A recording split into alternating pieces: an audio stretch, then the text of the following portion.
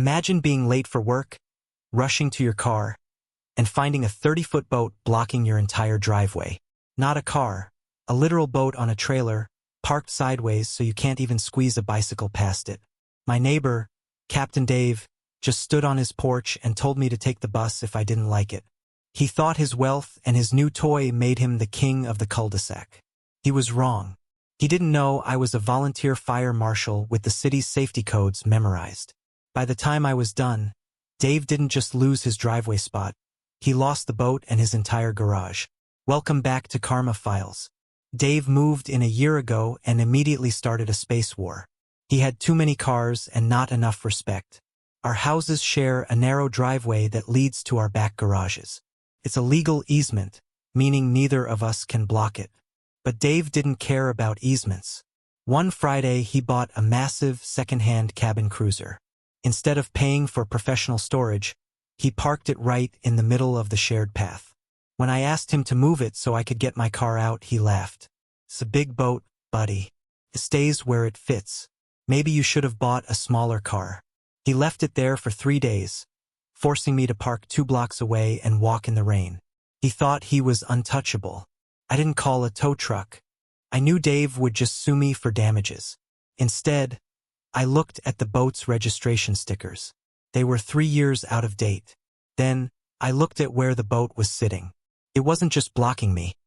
It was blocking the primary fire access lane for our 2 houses. In our city, blocking a fire lane with an unregistered vehicle carrying flammable fuel is a massive violation. But I didn't stop there.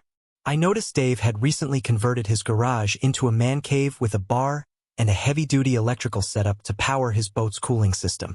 I checked the city's permit portal. Just like his boat registration, there were no permits for the electrical work or the garage conversion.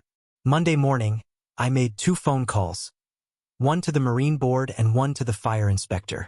When the fire marshal arrived, Dave tried his usual cool guy routine. Failed miserably. The marshal saw the unregistered boat, the leaking fuel tank, and the illegal power lines running from the garage.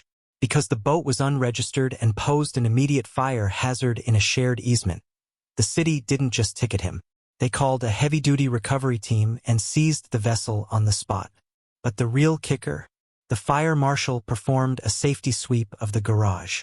He found the illegal wiring and the unvented bar area. He declared the entire structure a Class A fire hazard. I watched from my kitchen window as a massive tow truck dragged Dave's pride and joy away to an impound lot. Since he couldn't prove ownership with valid registration, the storage fees started at $500 a day. 2 days later, a city crew arrived to board up his garage and cut the illegal power lines. Dave was hit with $20,000 in fines for fire code violations and illegal construction. He tried to sue me, but the judge threw it out the moment he saw the fire marshal's report. Dave ended up selling the boat for scrap just to pay the fines. Now, the driveway is wide open, and Dave doesn't even look me in the eye when I drive past. Don't block the path of someone who knows the rules of the road.